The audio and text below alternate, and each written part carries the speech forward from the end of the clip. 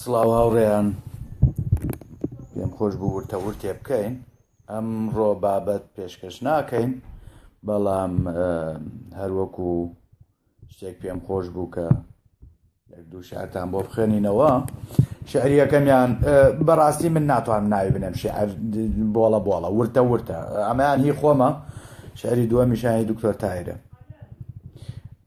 چونکە بەڕاستی ناکرێم شعرە ون ببێ. زۆر جار لەوانەیە زۆر برادەر بڵێ فاتێکە تۆ باوەڕێ بەخوا نییە بۆ دەمەتەقە لەگەڵ خوایە ئاکەی، بەڵام من پێتەڵێم بوونی خوا زۆر بێبەهایە، قسەی قۆڕ و بێمانایە. سەرچاو هەموو لایەکتان بەخێر بێن. ئەویش حیواری من و خوا نامەوێ بەڕاستیم ئەم بۆڵە بۆڵ و ورتە ورتە ون ببێ، بۆیە پێم خۆش بوو لە دەنگەکانە هەبێت ئەگەر فەیسبووکەکەش سوتا بە هەر بمێنن. ئەم گفتوگۆیم لەگەڵ خوا کرد. سەرەتا خوا بە منەڵێ ئەو کتێبەی من ناردوومە بۆ مەحەممەد کە قورئانە، باشترین و جوانترینی کتێبەکانی جیهانە.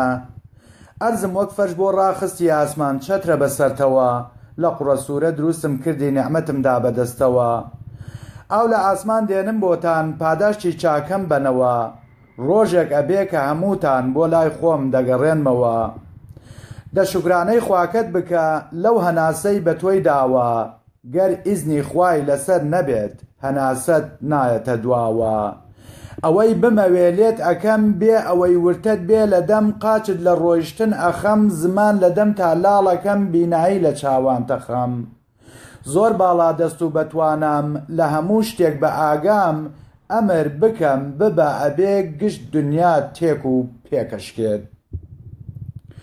وەڵامی من بۆ خوا کەواتە زۆر باڵا دەستیت، لە ورترین شت بەهەستیت. شتێک نییە لە دنیا بێت لە گەورەیت بێ ئاگا بێت، کەوا بوو کون فەیەکونی ئەی پێم ناڵێی بۆچی ونی. تۆ خۆت دروستیان کردووی لە ئەسڵا تۆ هەر نەبووی، گەر مرۆڤ نیت باڵا دەستی تۆ دروستکەری هەموو کەسی.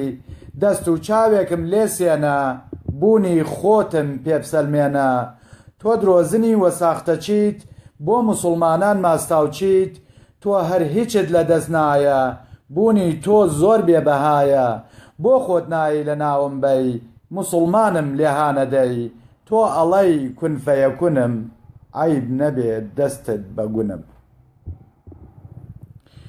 وەڵامی خوا بۆ من باشە بزانە چیت لێ ئەکەم، چۆن بە ئیسلام لە ناوتە بەم.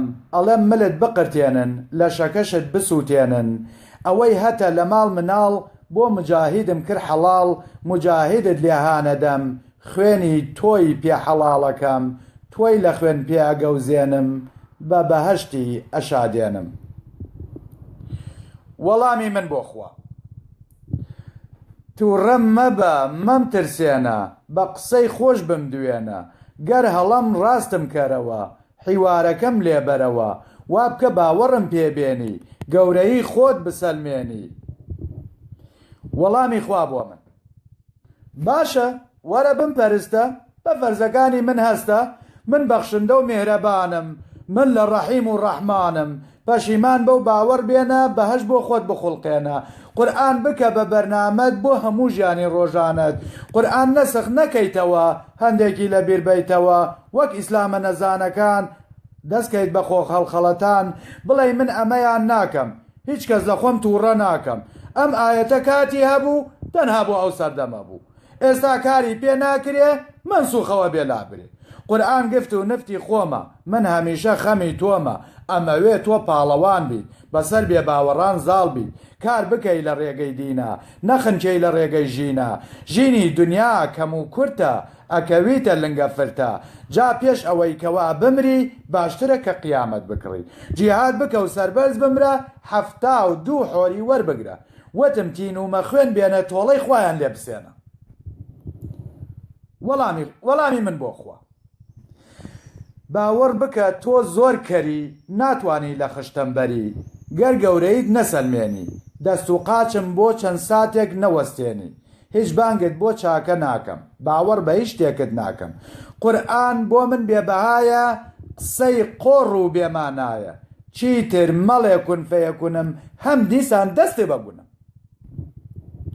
وەڵامی خوا بۆ من تۆ ناماقوڵیەکت کرد دەستمت بۆ لای ناوگەڵت برد وتت گەرکن فەیەکونم عیب نەبێ دەستت بەگونم ئاخ خۆزگە ئێستا ئەمتوانی لە ناوت بەم بە ئاسانی ئەو دەسەڵاتم هەبوایە لە گردنم بدالتایە چی بکەم کە بێدەسەڵاتم ناگەم بە هەموو ئاواتم تینومە ئەی موسڵمانان بە خوێنی ئەم ناکەس بەچە ئەوە تا کڕنوشم بۆ نابا دەستیشم بۆ لای گونیەبە وەکو خۆم دەسڵاتم نییە ئەوە کوا لە خواترسەکان ئەمە وەک سەگ بتۆپێنێ بێت بە دەرز بۆ کافرەکان وەڵامی من بۆ خۆ دە فشەفش ئەی خوای نەبوو قورئانەکەتیان خستە گوو چەندەها قورئانیان سووتان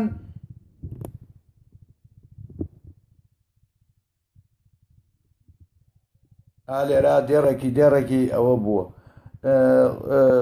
قورئانەکەتیان خستە گوو چەندەها قورئانیان سووتان وتە جوانەکانتیان دڕان ئەوانە گشت شوێنکەوتەی تۆن کە سوێندی درۆت پیاخۆن بۆ پارە بەکارت دێنن ئیشی خۆیان دەڕەخسێنن هەندێکیشیان کەر و نەزان نەخوێندەوار و بێعیرفان وا ئەزانن کاتێک مردن تۆ ئەیاندەی تێنانوگان تێبینی تکایە لە کەم و کوڕیەکانم ببورن من شاعر نیم کەسیش نەڵێت تۆ باوەڕت بەخوا نییە چۆن دەمەتەقە لەگەڵ خواکەیت تەنها ئەمەوێ تۆ تێبگەێنم کە بوونی خوا بێبەهایە قسەی قۆڕ و بێمانایە ئەویان هی خۆم بوو ئەمەشیان هی کاکە دکتۆر تایرە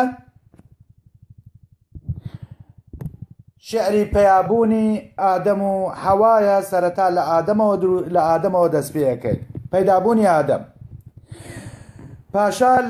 پاشا لە ئاسمان لەگەڵ وەزیران هەموو شارەزا و خاوەن بیر و ڕان دێ ڕۆژێ دێنێ تۆزێ قوڕ و ئاو پەیکەرێک ئەکا لەسەر وێنەی پیا و جانی پێ ئەدا بە فەرمانی خۆ پەیکەر ئەجوڵێ و دێتە گفتوگۆ ئیتر میر وتی وەزیران وەرن بۆ ئەم مرۆڤە کڕنووشێ بەرن سێ لە وەزیران دێن کڕنووشە بەن دڵی پاشایان بەمە خۆش ئەکەن چوارەمیان دێت و پێی ئەڵێ میرم لە نور کراوە وەک دێتە بیرم من تەنیا سوژدەم بۆ تۆ بردووە نەک بۆ ئەم قوڕەی وات لێ کردووە پاشا تووڕە بوو وتی ئەی وەزیر سەرپێچی ئەکەی لە فەرمانی میر ئەبێت دەرت کەم لەم کۆشک و باخە بۆ شوێنێ مایەت تا مابێ داخە وتی ئەی میرم کە لێرە دەرچووم نەوەی ئەم بتە گشتی دێن لە دووم قەسەم بە تۆ بێ و قەسەم بەو ڕیشەم جوڵە دژی تۆ ئەبێتە پیشەم ئەگەر لام داوە وەیا لەسەر ڕێم تۆ خۆت ئەزانی کە دەستکردی کێم کاری دوا ڕۆژ و کاری ئێستاکەم کێ بەرپرسیارە غەیری وەستاکەم پەیدابوونی نەنکە حەوا پەیدابوونی حەوا لە پەراسووی ئادەم ئەڵێن پاشایەک دێنێ تۆزێ قوڕ پەیکەرێک ئەکا لەسەر وێنەی کوڕ جانی پیا ئەکا بە فەرمانی فوو هەیکەل ئەجوڵێ دوایی دێتە دوو ڕۆژێ هەر خۆی و شەیتانی لایە پێی ئەڵێ پاشا هەیکەل تەنیایە شاش کوڕەی هێنا و پەراسووی شکان کردی بە کیژێ زۆر ناسکۆڵە و جوان کوڕەش لە تاوی برین و ئازار کەوتە بۆڵەبۆڵ بەناڵە و هاوار پاشا پێکەنی و وتی ئەی ڕۆڵە چیتە هاوار و ئەم بۆڵە بۆڵە ئەمە لە ئێسک و لە گۆشتی تۆیە هەم ژێردەستی تۆ هەم دۆستی تۆیە کیژە ڕووی تێکرد وتی ئەی پاشا کاری چەوتی وا و دەستی تۆ حاشا هێندە قوڕ هەبن لە بەردەستی تۆ لە پەراسووی ئەو من دروستکەی بۆ ئێسکێ بشکێنی بیدەی لە هەستی کۆیلە دروستکەی بیدەیتە دەستی نازانی خودای گەورەی ئەم کەونە لێت ئەشێوێنێ ئەم جۆرە خەونە شا تەماشای کرد وتی کیژۆڵە بەسێتی تانە و ئەم بۆڵە بۆڵە ئەوەی لەم کەونە هەیە و مەوجودە ئەوەی خێربەخشە و ئەوەی بێسوودە هەمووی دەستکرد و ژێردەستی منن چاکە و خراپەی لەویستی منن زۆر سوپاس تەنها ئەوە بوو هەر بەڕاستی ئەم ڕۆژ تۆزێک زیادم خواردەوە سرم تۆزێک سرم ئێشیە چاوتان ماچەکەم و شەوتان شاد بە هیوام سرم نێشان بێتن تەنها ویستم ئەو دوو شێعرە بەرامەوە زۆر گرنگ و شێعرەی کەشە نازە نایدۆزمەوە بە هەر حاڵ